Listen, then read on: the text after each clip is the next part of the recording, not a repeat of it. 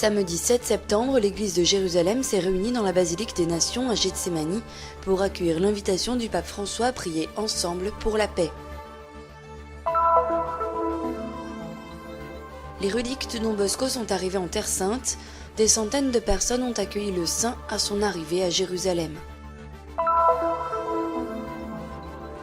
Comme chaque année, les franciscains ont célébré la nativité de la Vierge Marie, là où une ancienne tradition situe la maison d'Anne et Joachim.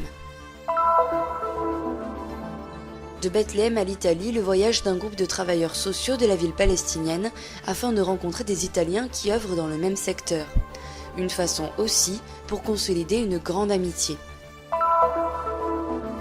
500 ans après les derniers travaux, la restauration du toit de la basilique de la Nativité à Bethléem a débuté. La première phase durera 1 an et entend sauver un patrimoine artistique mis en danger par des infiltrations d'eau.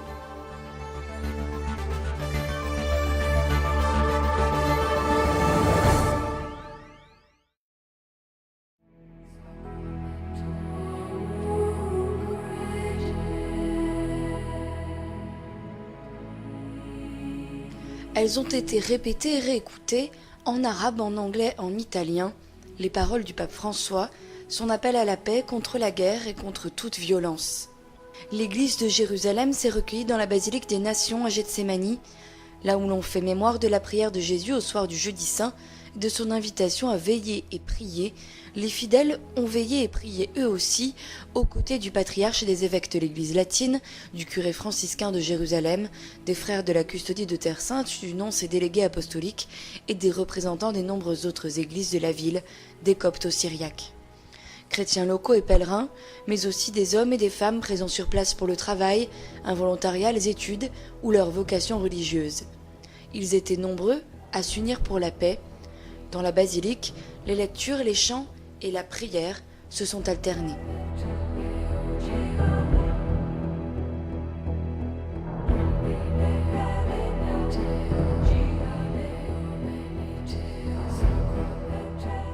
Plus tard, les cierges à la main, les fidèles se sont rendus en procession au jardin des Oliviers, où la veillée de Jérusalem s'est poursuivie. Des langues, des traditions, des expériences et des provenances diverses, caractéristiques de la ville sainte, réunis dans le même lieu, autour d'une même prière, unis par un même désir de paix.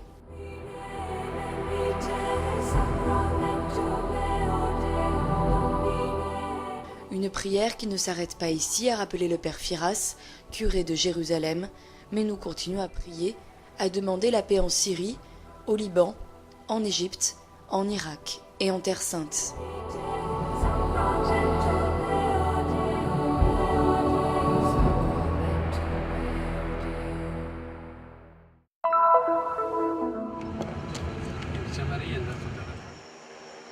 À la fin de sa vie, il aurait voulu faire un pèlerinage en Terre Sainte. Et maintenant, d'une certaine façon, son désir se réalise. Les reliques de Don Bosco sont arrivées mardi matin à l'aéroport de Tel Aviv pour commencer leur pèlerinage dans la terre de Jésus. Accueillis par le vicaire patriarcal pour Israël, Monseigneur Giacinto Boulos Marcuzzo, et par la communauté salésienne, les reliques du saint seront vénérées au cours des prochains jours à Bethléem, Haïfa, Beth Jemal, Jaffa et bien sûr, Jérusalem. Le saint du Piémont visitera en particulier la communauté salésienne, présente activement en Terre Sainte depuis plus d'1 siècle, avec les Salésiens de Don Bosco et les filles de Marie Auxiliatrice, qui œuvrent dans de nombreux domaines.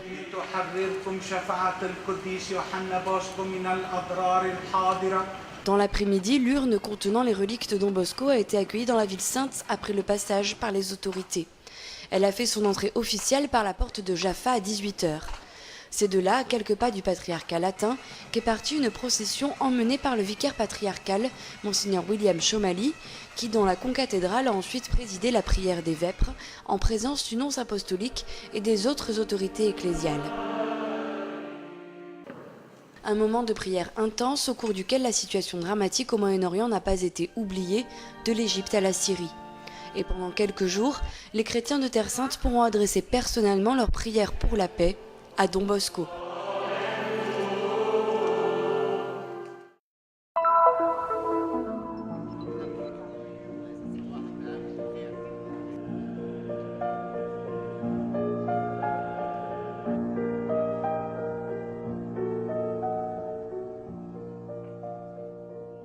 les 8 septembre, le sanctuaire où les pères blancs de Charles et Martial Lavigerie reçoivent les fidèles locaux et les pèlerins est accueillant comme une maison.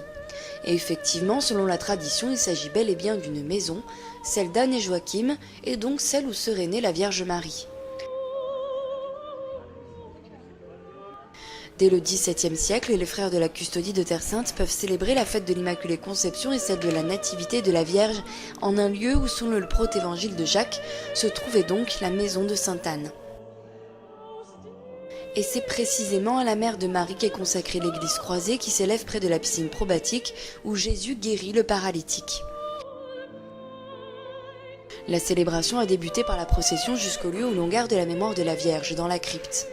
La messe a ensuite été célébrée en français par le père Stéphane Milovitch, en présence du vice-consul général de France, Olivier Plançon.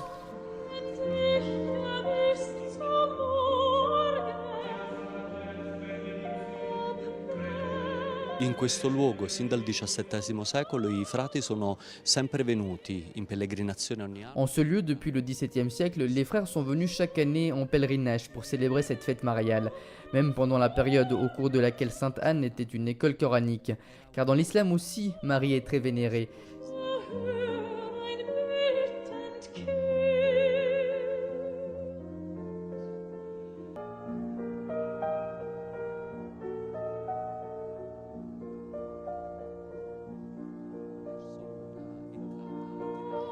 Anche abbastanza angusta, una scala. C'est pour cela que la partie de la crypte a été laissée intacte. Les franciscains y accédaient par une entrée latérale assez étroite, un escalier très escarpé. C'est là qu'ils célébraient la festivité de la Vierge. La festività della Madonna. Une célébration discrète mais à laquelle de nombreux fidèles ont participé. Comme l'indique la liturgie, ils ont prié Marie pour que la fête de sa nativité les fasse grandir dans l'unité et dans la paix. Cette fête d'aujourd'hui a une saveur particulière car les franciscains de Terre Sainte ont toujours été liés aux couronnes catholiques européennes qui soutenaient la mission franciscaine ici en Terre Sainte.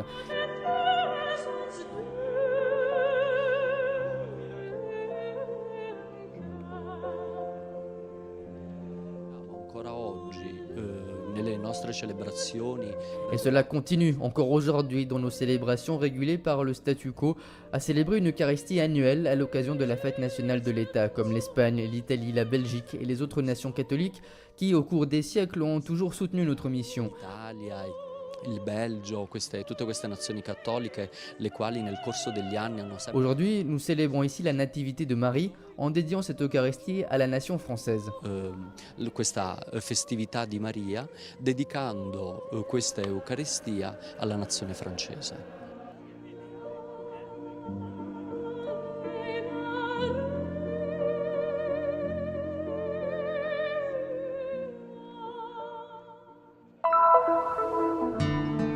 De la Palestine à l'Italie, 8 jours de rencontres et de partage, en provenance de Bethléem pour visiter les réalités qui œuvrent dans le social dans le pays. Une initiative qui est née du désir de mettre en commun une expérience de travail, mais aussi d'une grande amitié.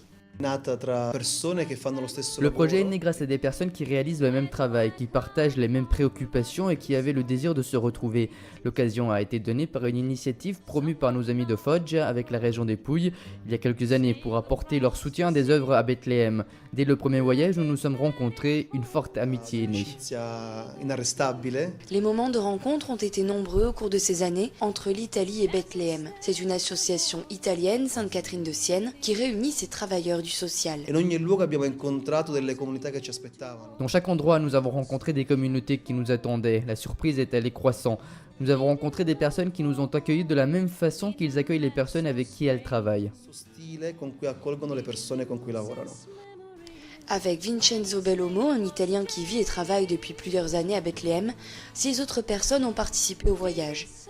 2 du Caritas Baby Hospital, 2 du Bethlehem Bible College et 2 du Patriarcat latin. The experience that I gained from my trip there is first.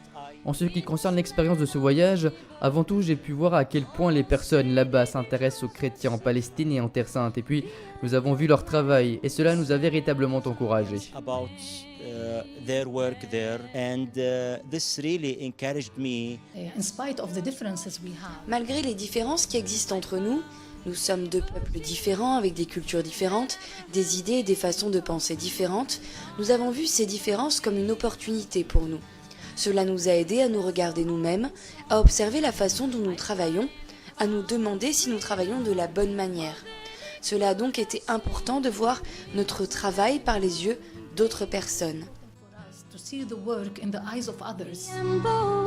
Une façon pour acquérir une expérience professionnelle est grâce à la comparaison avec les réalités italiennes qui opèrent non seulement dans le même secteur, mais aussi avec le même regard chrétien. Une façon en outre de renforcer les liens qui unissent les différentes structures sociales de Bethléem. L'amitié devient un don dans le travail. Cela nous aide à aller de l'avant, cela nous aide à faire mieux notre travail, mais surtout, cela nous aide à ne pas nous sentir seuls, car quelqu'un te dit « je veux être à tes côtés ». Une façon enfin pour regarder son quotidien avec un regard neuf. Tous ceux qui visitent Bethléem disent que cette ville est une grande prison à cause de l'occupation, du mur de séparation, des frontières fermées. Mais notre liberté ne dépend pas de cela, même si ces éléments font partie de notre réalité, si nous ne pouvons pas la nier. Mais tout dépend de la façon dont on conçoit sa liberté. Aller en Italie représenter ce que nous sommes, ce que nous faisons lorsque nous sommes chez nous. En cela, nous avons véritablement senti que nous étions libres.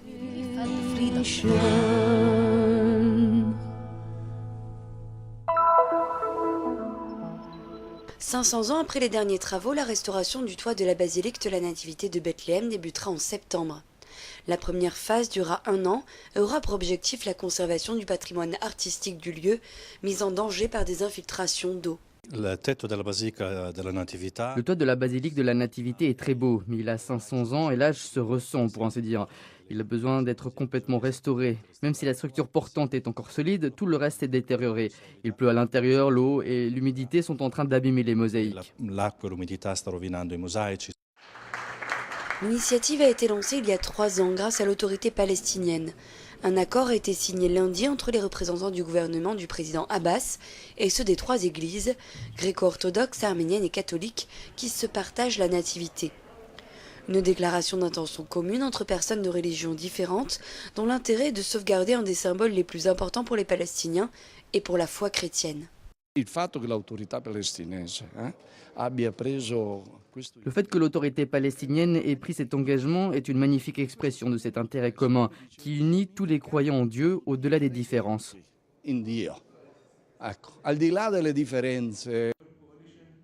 La restauration de la basilique est avant tout le symbole d'une cohabitation pacifique entre musulmans et chrétiens en Terre Sainte, souligne le custode.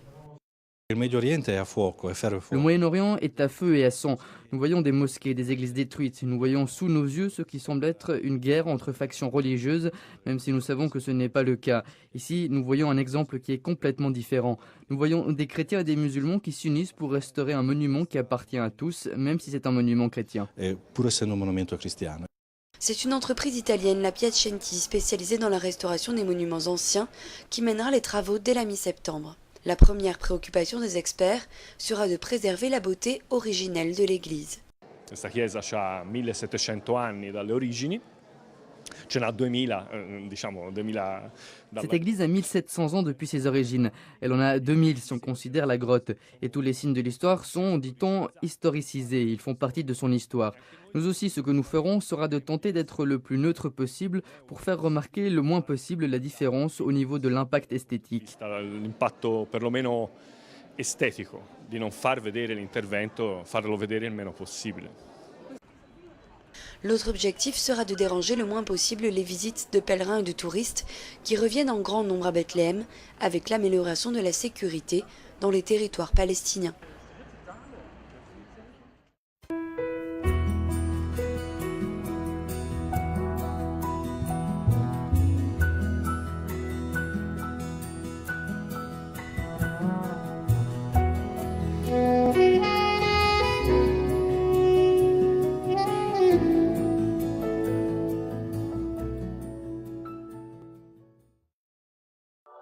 Nous sommes ici pour faire connaître la Terre Sainte, pour donner une voix et une visibilité à l'Église mère de Jérusalem, aux chrétiens locaux et aux lieux saints. Nous sommes ici pour raconter les histoires nombreuses et souvent oubliées de ceux qui vivent au cœur des difficultés avec foi et courage. Nous sommes ici pour porter au monde entier l'espérance de la terre de Dieu. Soutiens ceux qui œuvrent au nom de la custodie de Terre Sainte